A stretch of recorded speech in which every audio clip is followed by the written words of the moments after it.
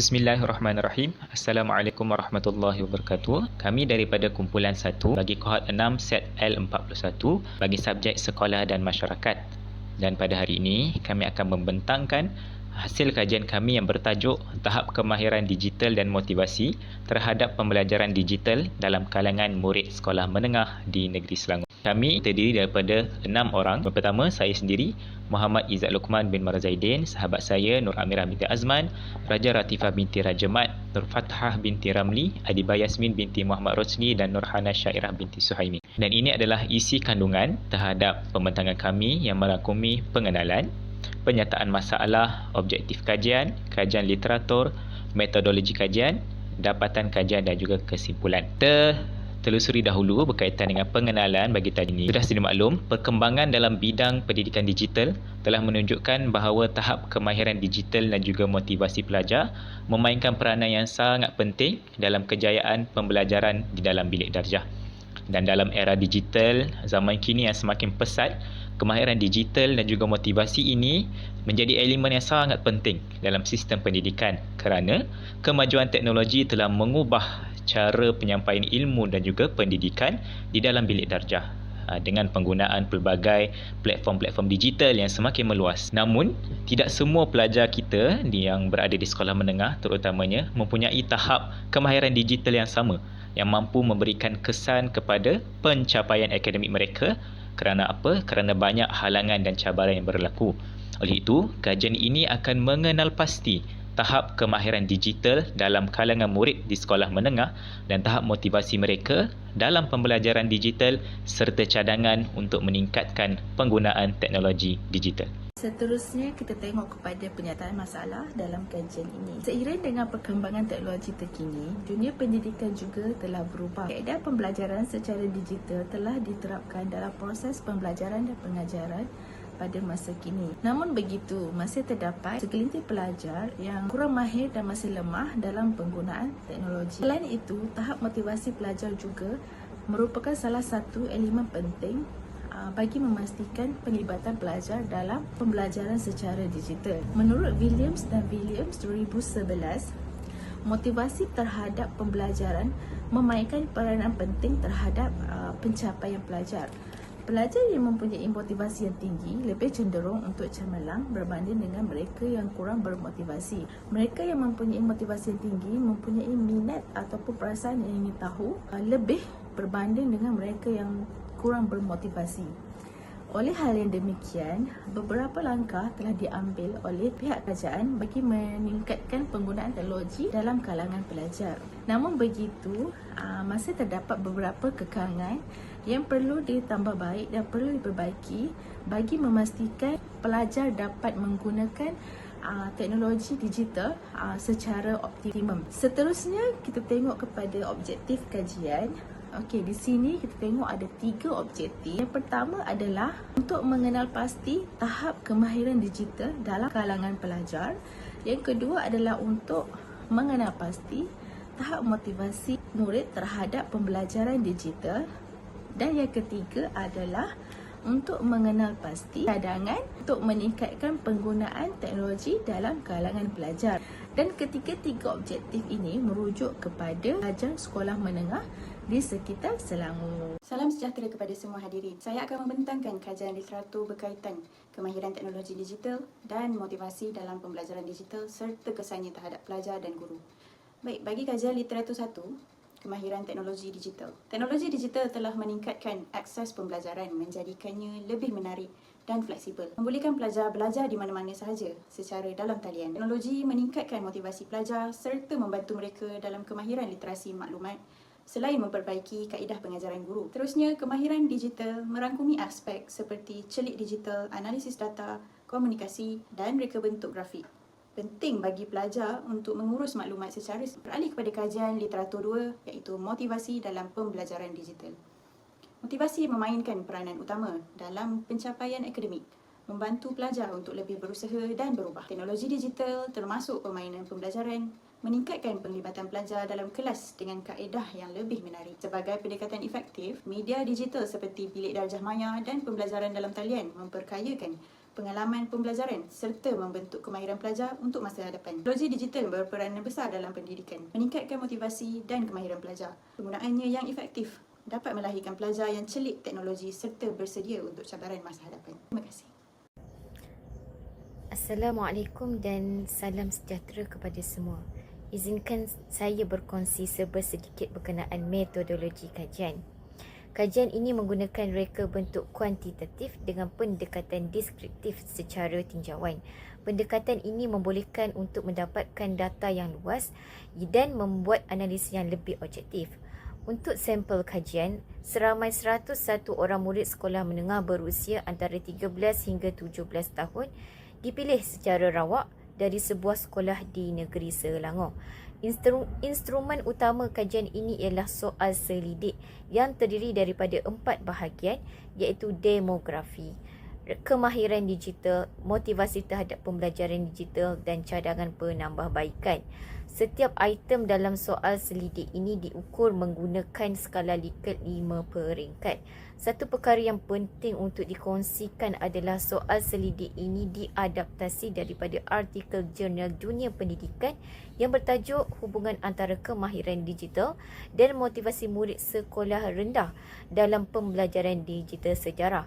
Pengkaji memilih soal selidik ini kerana ia telah terbukti sahih dan boleh dipercayai dalam kajian lepas. Namun kajian asal lebih fokus kepada sekolah rendah dan oleh itu sedikit penyesuaian dilakukan agar ia lebih relevan dengan murid sekolah menengah. Penyesuaian ini penting supaya kita dapat melihat perbezaan dalam perkembangan kemahiran digital dan motivasi murid dari sekolah rendah ke sekolah menengah serta memberi gambaran yang lebih jelas tentang kesan pembelajaran digital pada kedua-dua peringkat ini. Data yang dikumpulkan melalui Google Form dijamin kerahsiaan dan dianalisis menggunakan SPSS versi 30. Kami menggunakan statistik deskriptif seperti kekerapan, peratusan, min dan sesihan piawai untuk mendapatkan hasil yang lebih tepat. Akhir sekali, bagi mentafsir min, interpretasi dibuat berdasarkan tahap, iaitu daripada sangat rendah hingga sangat tinggi. Sekian saja pada bahagian metodologi kajian.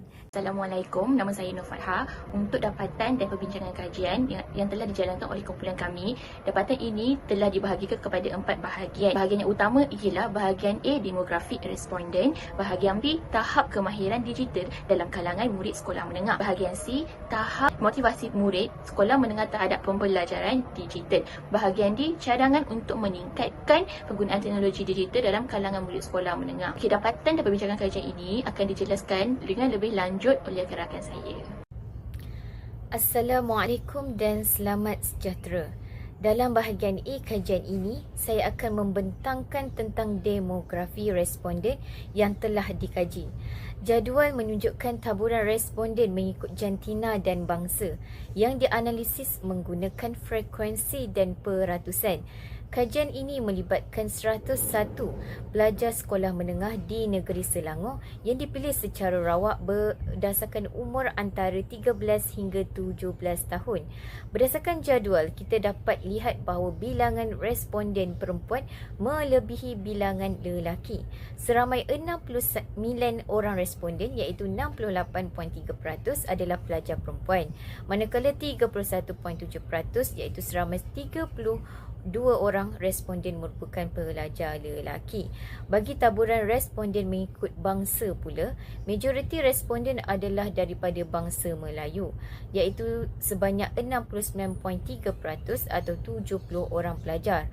Bangsa Cina pula terdiri daripada 16 orang pelajar iaitu 15.8%, manakala bangsa India mencatatkan 14.9% atau 15 orang pelajar. Kebanyakan responden adalah daripada bangsa Melayu, yang mana Melayu merupakan etnik majoriti di negeri Selangor. Namun bangsa Cina dan India juga menunjukkan keterlibatan yang signifikan, mencerminkan kepelbagaian etnik dalam kalangan pelajar sekolah di negeri ini. Analisis latar belakang demografi ini penting kerana ia memberikan gambaran awal tentang latar belakang pelajar yang seterusnya membantu dalam menilai tahap kemahiran digital dan motivasi pelajar terhadap pembelajaran digital dalam kajian ini. Sekian, terima kasih. Baik, kita pergi pula kepada bahagian B untuk analisis dapatan kajian kita, iaitu tahap kemahiran digital dalam kalangan murid sekolah menengah. Di sini kita ada 5 item dan kita dapat lihat bahawa item yang kelima mendapat persetujuan yang paling tinggi, iaitu 61 orang responden, dan diikuti dengan item yang kedua 59 orang, diikuti pula dengan item 1 47, item 4 39 dan item yang ketiga 28. Dan kita lihat di sini item yang kelima, iaitu saya tahu bahawa alat digital seperti Canva, YouTube, Google memudahkan saya menyiapkan tugasan yang diberikan oleh guru, dan juga item yang kedua, saya mahir berkomunikasi dengan rakan dalam Google Meet ataupun WhatsApp maupun Telegram. Dan berdasarkan tafsiran skor median, kedua-dua item ini mendapat markah sangat tinggi. Tiga-tiga item yang lain mendapat markah tinggi. Hal ini menunjukkan berdasarkan responden ini dan dapatan ini, tahap kemahiran digital dalam kalangan murid sekolah menengah sebenarnya sangat baik. Mereka mampu memanfaatkan peluang platform-platform digital yang ada untuk membantu mereka memahami topik-topik maupun untuk menyiapkan tugasan maupun untuk berkomunikasi dengan rakan mereka di dalam kelas ataupun di luar kelas.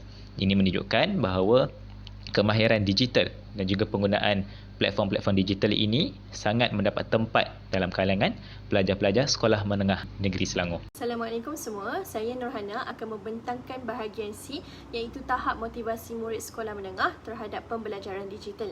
Baiklah, dalam kajian ini terdapat 6 item dalam soal selidik yang mana mengukur tahap motivasi pelajar terhadap penggunaan teknologi digital dalam proses pembelajaran.